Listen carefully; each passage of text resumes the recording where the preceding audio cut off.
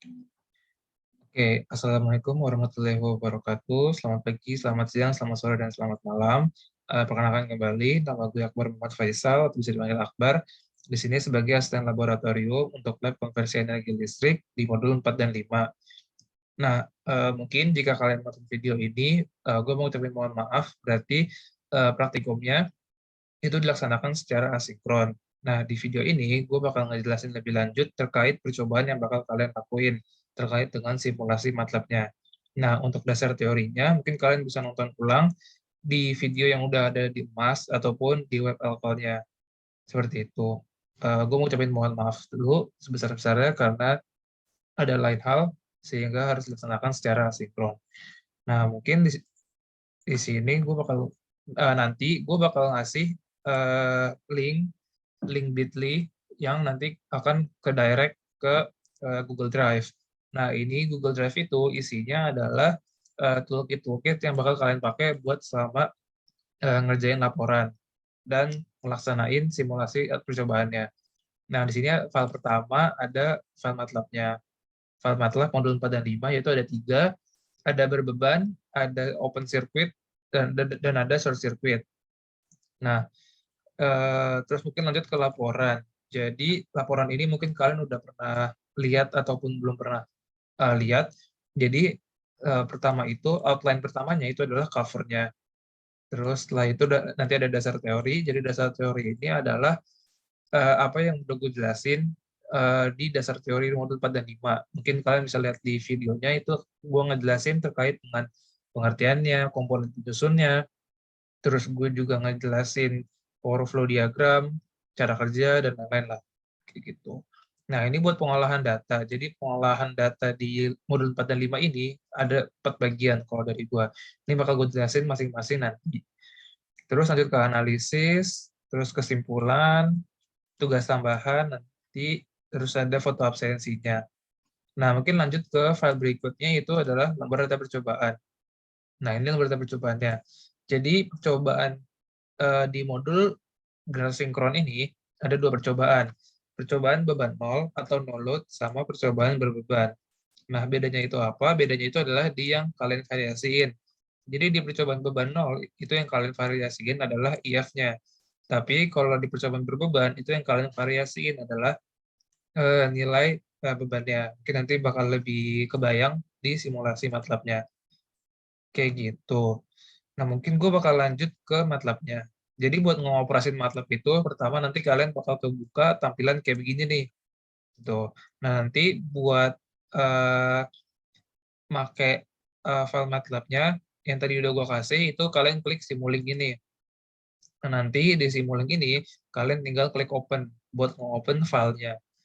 Nah, file yang bisa di-open, itu tuh nanti dalam bentuk SLX. Gitu. Jadi tadi kan udah gue kirim tuh di sini. Nih, file MATLAB itu udah gue kirim ada .slx. Nah, ini nanti yang kalian pakai. Jadi pertama kalian download dulu, terus kalian unzip, terus masing-masing kalian buka gitu. Bukanya di Simulink ini gitu. Nah, mungkin di sini gue udah ngebuka beberapa ya. Udah ngebuka beberapa file. Mungkin gue bakal mulai dari Open Circuit gitu. Jadi, nah ini rangkaian untuk Open Circuit. Jadi mungkin gue bakal ngejelasin sedikit terkait dengan rangkaiannya dulu. Jadi di sini pertama ada Simplified Synchronous Machine. Jadi Simplified Synchronous Machine itu dianalogikan sebagai generator sinkronnya. Gitu. Jadi ketika kalau yang kalian bisa lihat nih, tuh di sini ada connection type-nya, mechanical input-nya itu dalam bentuk speedway, terus ada parameter-parameternya nih, ada nominal power, line to line voltage, sama frekuensinya, dan yang lain-lain. Terus di sini, oke, jadi secara umum generator sinkron itu kan kebagi jadi 2. Kalau kalian masih ingat di video dasar teori, jadi bakal kebagi jadi 2 nih inputnya. Pertama ada input secara mekanik sama input secara elektriknya. Gitu. Jadi input secara mekanik itu adalah perputaran si rotornya. Putaran rotornya itu kita masukkan sebagai input. Dan di sini ada input dari elektrik itu adalah input dari sistem eksitasinya. Kayak gitu. Nah, mungkin balik lagi ke GDOX-nya. Di sini kita ngeliat nih percobaan beban 0. Percobaan beban 0 itu yang divariasin adalah IF-nya. Berarti kita tinggal ganti-ganti nilai IF-nya nih. Gitu. Jadi, sorry, yang di open. Nah, jadi di sini kan IF-nya itu nilainya itu yang ini. Jadi kalian tinggal ganti-gantiin aja nih di sini. Kalian klik 2 kali, terus ini tinggal kalian ganti-ganti 0,1, 0,2, 0,4, 0,8, kayak gitu kan. Tinggal ganti-ganti aja. Di sini gue bakal pakai case yang 0,1 dulu. Ini apply, terus oke. Nah, ketika oke, udah langsung run aja. Nah, ini cukup lumayan makan waktu lama buat ngerun ya. Oke, ini udah di compiling. Oke, jadi kurang lebih rangkaian itu kayak gini ya. Oke. Nah, ini kalian tunggu loadingnya ada di sini. Nah, ini udah kelar. Nah, ini kalian ketemu outputnya itu adalah yang ini. Terminal voltage-nya. Nah, nilainya ada 7,339. Nah, kalian nanti masukin di sininya. 7,339. Kayak gitu. Nah, ini itu nilainya si VOC. Kenapa VOC? Karena jadi VOC itu adalah tegangan untuk open circuit. OC-nya itu tuh open circuit. Kayak gitu. Nah, kalau ini ISC itu adalah arus untuk SC. SC-nya itu adalah short circuit. Jadi nanti buat kita nyari ISC, itu adalah kita pakai file yang short circuit. Kayak gitu. Oke, mungkin itu sih buat nyari VOC-nya itu dari yang tadi ini. Pakai yang open circuit, kalian ganti nilai IF-nya, terus kalian run, ketemu nilainya di sini, di display ini. Kayak gitu ya. Terus lanjut ke short circuit. Nah, short circuit sama nih. Kalian tinggal ganti juga di sini ya. Pakai nilai yang sama ya, IF-nya. 0,1 gitu. Ini kalian apply, kalian oke. Terus kalian run, sama kayak tadi.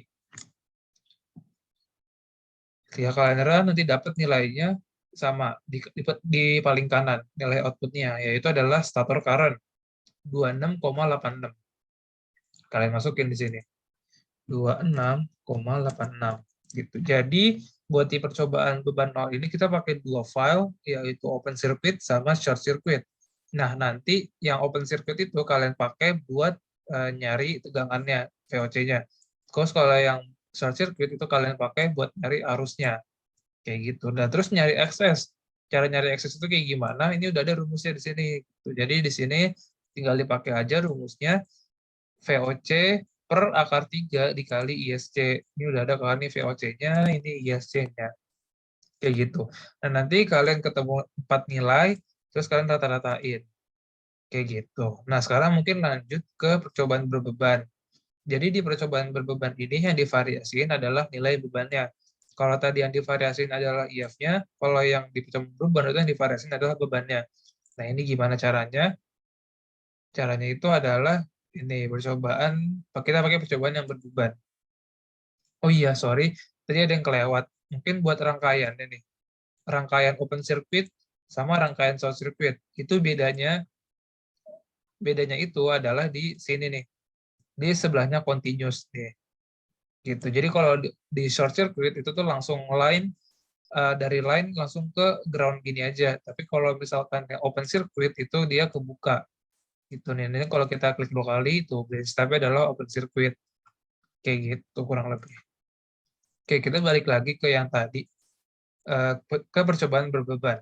Nah, karena di sini percobaan berbeban itu yang divariasin adalah beban ya, berarti nilai IF-nya itu kalian tetap nggak usah kalian ganti-ganti nih nilai IF-nya 1,8 aja kayak gitu. Nah, buat rangkaiannya kurang lebih sama kayak gitu kan. Nah, tapi bedanya tuh di sini. Nah, ini tuh berarti ada bebannya nih. Bebannya itu kita pakai R sama L. Nah, nanti kalian tinggal ganti-ganti aja nih nilai resistance sama inductance-nya sesuai sama yang di tabel ini. Nih, sesuai sama yang di tabel ini. Itu misalkan pakainya yang ini ya, pakai case yang 100 ohm sama 0,2 Henry. Percobaan berbeban, klik 2 kali, berarti di sini 100 sama 0,2 Henry. Gitu ya. Kalian oke aja langsung, terus kalian run. Nah, buat percobaan berbeban ini memang rada kompleks, gitu kan. Jadi lebih lama buat nge-compile-nya. Nah, nanti di sini ada 4 output nih yang kita dapat, yaitu output power factor-nya, terus ada power angle-nya, terus di sini ada terminal voltage, sama di sini ada stator current, gitu. Nah,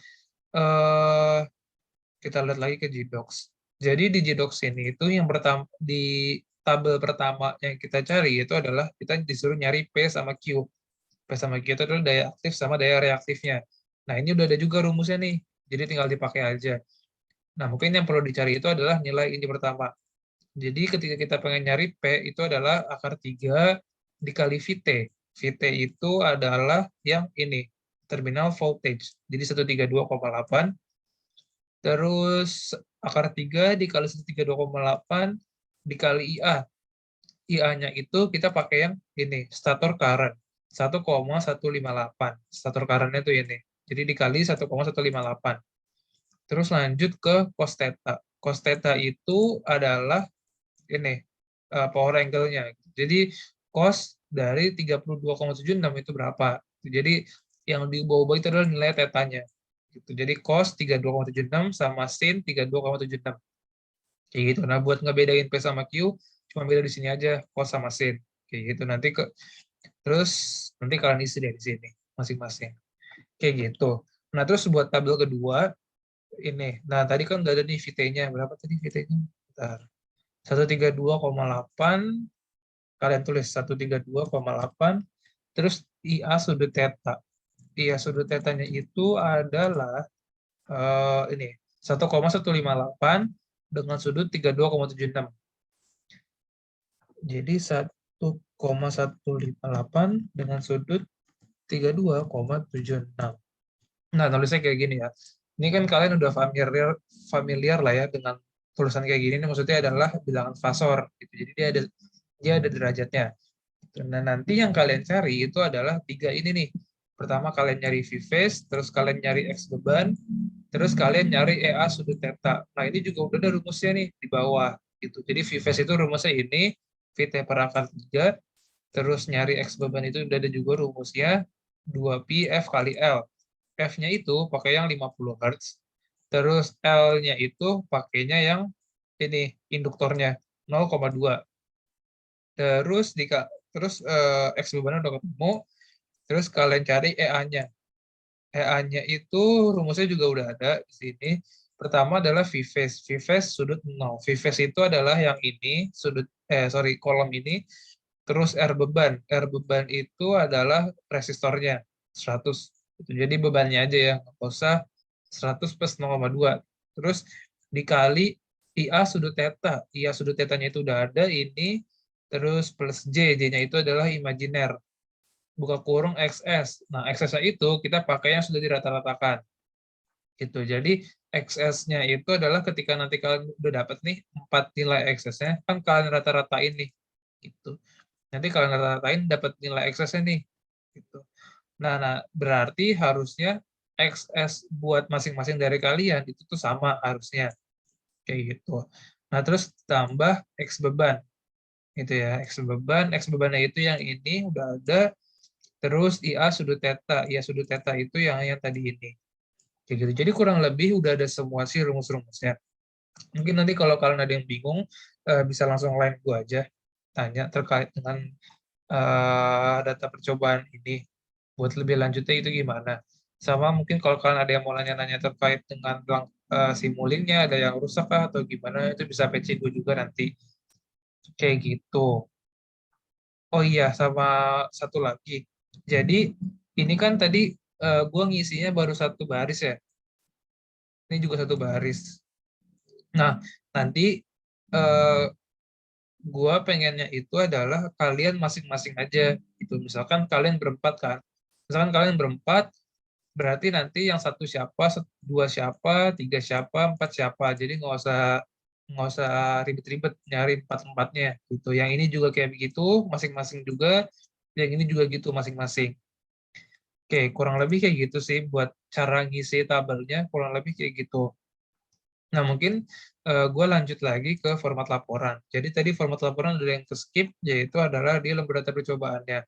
Jadi di lembar data percobaan ini, gue itu ada 4 bagian, yaitu pertama adalah lembar data percobaan. Itu lembar data percobaan. Lembar data percobaan itu yang mana? Lembar data percobaan itu yang ini. Jadi ini nanti kalian copy paste semuanya nih. Kalian copy paste semuanya, terus kalian masukin ke bagian pertama. Oke, oke. Oh ya, jadi harapan gua adalah, dan seharusnya itu adalah kalian isi tabel itu sama semua gitu. Nggak ada yang beda di antara kalian berempat. Kayak gitu. Jadi jangan sampai beda. Terus itu pertama. Terus kedua adalah lampiran hitungan. Jadi tadi kan kalian udah ngitung nih, kalian udah ngitung XS, udah ngitung P sama Q, udah ngitung ini ketiga ini nih, VVS, X beban sama EA. Nah itu nanti gue minta hitungannya itu kalian lampirin. Nah lampirannya itu nanti taruh di bagian kedua ini. Nah buat hitungannya bebas, kalian mau tulis tangan, mau diketik bebas, seenaknya kalian aja lah, senyamannya kalian. Kayak gitu. Terus di bagian ketiga, yaitu adalah grafik VOC terhadap IF sama grafik ISC terhadap IF. Sini gue minta dua grafik ya. Pertama VOC terhadap IF, terus yang kedua ISC terhadap IF. Maksudnya itu gimana? Misalkan gini, jadi misalkan nilai VOC-nya itu adalah 10, 12, 13. Ini misalkan aja ya.